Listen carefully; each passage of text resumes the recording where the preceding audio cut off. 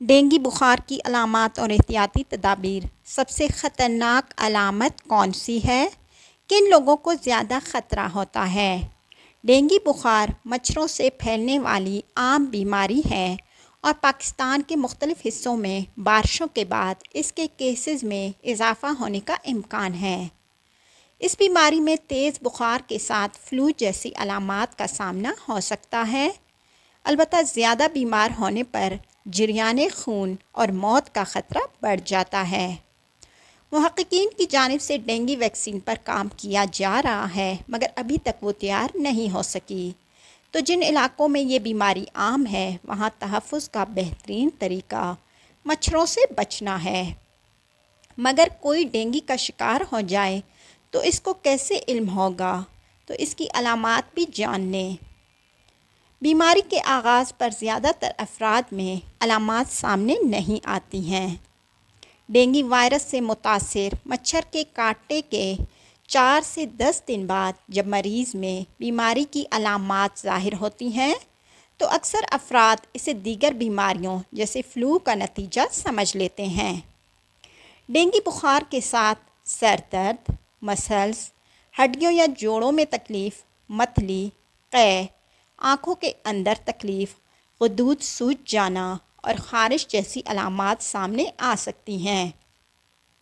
بیشتر مریض ایک ہفتے کے اندر ٹھیک ہو جاتے ہیں مگر کئی بار علامات کی شدت بڑھ جاتی ہے اور اس صورت میں یہ بیماری جان لیوا ثابت ہو سکتی ہے۔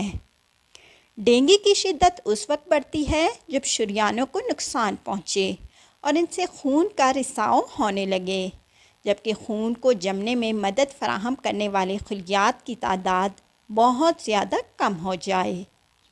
اس کا نتیجہ جسم کے اندر جریان خون، اعضاء کے افعال فیل ہونے اور موت کی شکل میں نکل سکتا ہے۔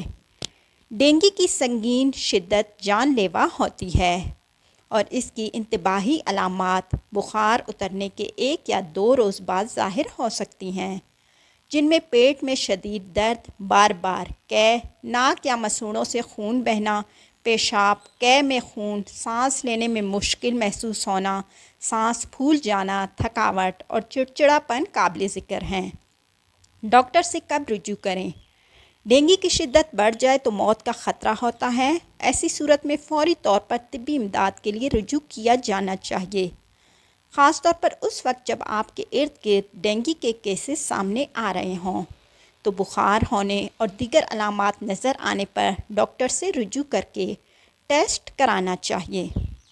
اگر آپ کو ماضی میں ڈینگی کا سامنا ہو چکا ہے تو دوبارہ اس بیماری کے شکار ہونے پر شدت زیادہ ہونے کا امکان بڑھ جاتا ہے، جبکہ جن لوگوں کا مدافعتی نظام کمزور ہے ان پر بھی یہی خطرہ ہوتا ہے۔ یاد رکھیں، ڈینگی ایک سے دوسرے فرد میں منتقل نہیں ہوتا بلکہ مچھروں کے کاٹنے سے ہی ہوتا ہے۔ کچھ احتیاطی تدابیر جو کرنے سے آپ ڈینگی کی بیماری سے بچ سکتے ہیں۔ ڈینگی سے بچاؤ کے لیے ماسکیٹو کا استعمال کریں۔ گھر میں اے سی ہو تو اسے چلائیں۔ کھڑکیوں اور دروازوں سے مچھروں کو آنے سے روکنے کی کوشش کریں۔ آستینوں والی قمیض اور پیروں میں جرابیں پہنے رہیں۔ اگر گھر میں کسی کو ڈینگی ہو گیا ہو تو اپنے اور دیگر گھر والوں کے تحفظ کے لیے بہت زیادہ احتیاط کریں، کیونکہ مریض کو اگر کوئی عام مچھر بھی کاٹ لے تو ڈینگی وائرس اس میں منتقل ہو جاتا ہے، جس کے بعد وہ مچھر وائرس پھیلاتا ہے۔